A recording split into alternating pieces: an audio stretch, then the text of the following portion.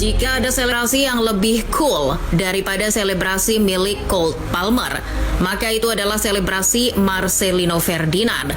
Usai mencetak gol keduanya ke gawang Arab Saudi, dengan santai Marcelino menuju belakang e-board untuk mencari kursi yang biasa digunakan oleh ball boy.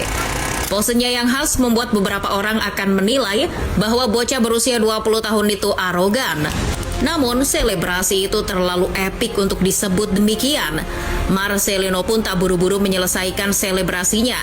Ia membiarkan media mengabadikan momen langka tersebut. Seakan dirinya tahu bahwa ia akan menjadi headline malam itu.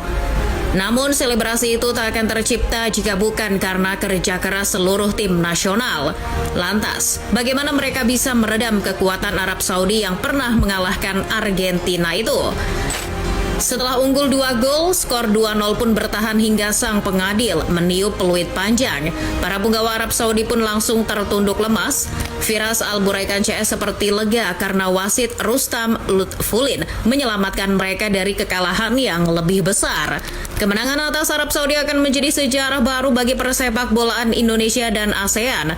Karena selain jadi kemenangan perdana Indonesia di ronde ketiga kualifikasi Piala Dunia 2026, ini adalah kemenangan perdana Indonesia atas negara tujuan para jamaah haji tersebut.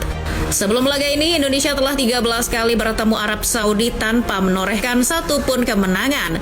Mentok-mentoknya, Indonesia hanya menahan imbang Arab Saudi sebanyak 2 kali.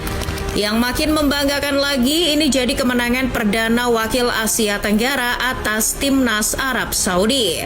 Menurut informasi dari Se-Asia Goal, sejak tahun 2008, Arab Saudi selalu berhasil mempertahankan rekor tak terkalahkan saat menghadapi tim-tim dari Asia Tenggara di berbagai ajang. Namun, sejarah baru tercipta ketika Indonesia menundukkan Arab Saudi tadi malam. Lantas, bagaimana cara Indonesia mengalahkan Arab Saudi? Berbeda dengan laga melawan Cina, Indonesia kembali bermain pragmatis dan mengandalkan serangan balik cepat. Meski bermain di kandang, Indonesia tidak gengsi untuk bermain bertahan. JITS membiarkan Arab Saudi menguasai pertandingan. Itu dibuktikan dengan statistik yang diungkapkan oleh FOTMOB. Arab Saudi mampu mencatatkan 77% penguasaan bola, berbanding terbalik dengan skuad Garuda yang cuma bisa mencatatkan 23%. Bahkan, Indonesia cuma melepaskan 102 umpan selama 90 menit pertandingan. Namun, sepak bola bukan siapa yang paling sering menguasai bola. Ini soal bagaimana tim memanfaatkan sebuah peluang. Dan Indonesia cakap dalam hal itu. Setidaknya untuk laga tadi malam, FOTMOB melaporkan bahwa Indonesia mampu mencatatkan 13 tembakan, yang mana 6 diantaranya on target. Nah, dari 6 tembakan itu, ada 2 yang merobek jala Ahmed Ali Al-Kasar. Sedangkan Arab Saudi yang mampu melepaskan 23 tembakan justru gagal memaksimalkan peluang.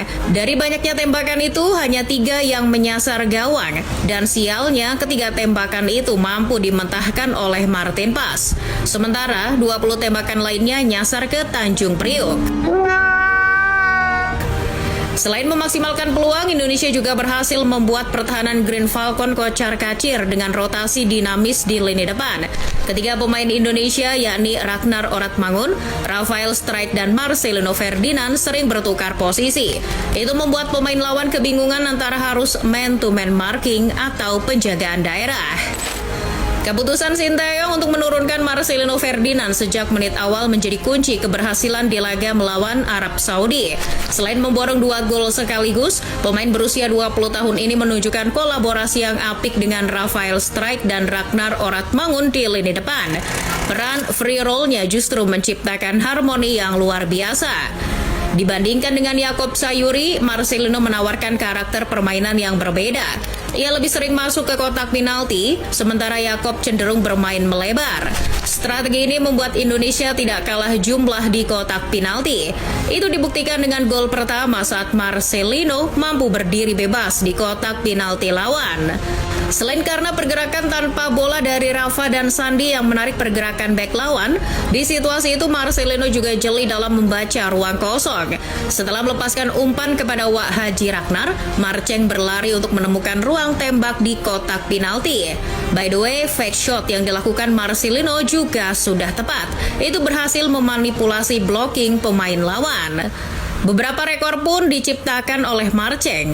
Dirinya jadi pemain kelahiran Indonesia pertama yang mencetak gol di fase ini. Selain itu, ia juga jadi pemain Indonesia pertama yang mampu mencatatkan brace di ronde ketiga kualifikasi Piala Dunia. Selain Marcelino, ada beberapa pemain bertahan yang patut mendapat apresiasi lebih. Namun jika berbicara soal pemain belakang, kalian tak bisa mengabaikan peran Ares Suroboyo, Rizky Ridho. Biarpun pemain keturunan silih berganti, Rizky Ridho tetap di hati. Pemain Persija Jakarta ini membuktikan jika ada kemauan, main di Liga 1 pun tak jadi persoalan. Semalam, Ridho kembali menunjukkan kedewasaan dalam mengambil keputusan. Dia tetap tenang meski mendapat tekanan dari pemain-pemain Arab Saudi. Dilansir Fotmob, Ridho mencatatkan 100% tackle sukses. Kayaknya STY mesti sungkem sama Persebaya. Kalau bukan karena pemain hasil didikan Persebaya, Coach Shin mungkin akan kehilangan pekerjaannya. Selain itu ada Calvin Verdong. El Ninja tampil konsisten dalam 6 pertandingan di fase ini. Di laga semalam meski sempat mengalami kram, dirinya tetap berjuang hingga tetes darah penghabisan. Transisi, akurasi umpan dan kualitas tackle-nya tetap terjaga hingga akhir pertandingan. Masih dari lini belakang, permainan solid Justin Hubner harus ternodai oleh kartu merah. Rustam Lutfulin memang cukup tegas dalam menghukum pemain.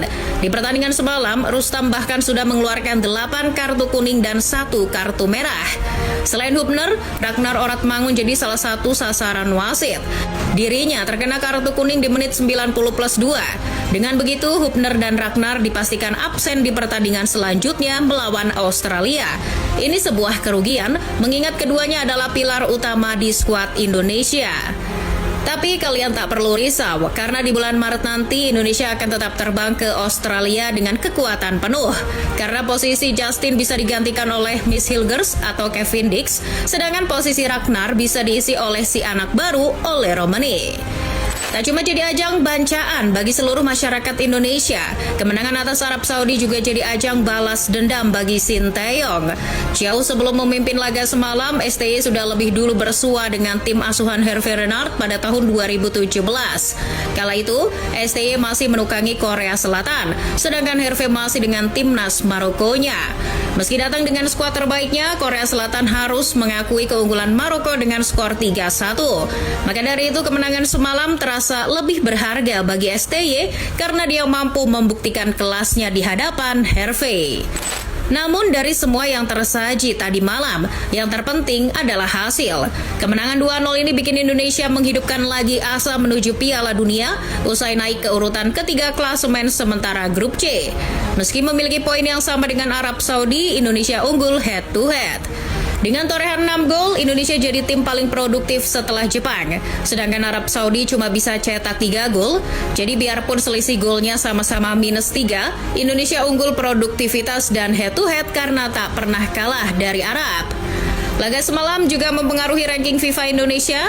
Menurut Footy Ranking, skuad Garuda meraih tambahan 19,16 poin dari hasil kemenangan tersebut. Dengan begitu, Indonesia naik ke peringkat ke-127 dunia, atau naik 5 peringkat dari posisi setelah kalah dari Jepang. Sementara Arab Saudi harus turun 3 peringkat ke posisi 60. Ini adalah hasil yang patut untuk dirayakan. Semoga abis ini Arab gak ngambek dan memboikot jamaah haji dari Indonesia ya.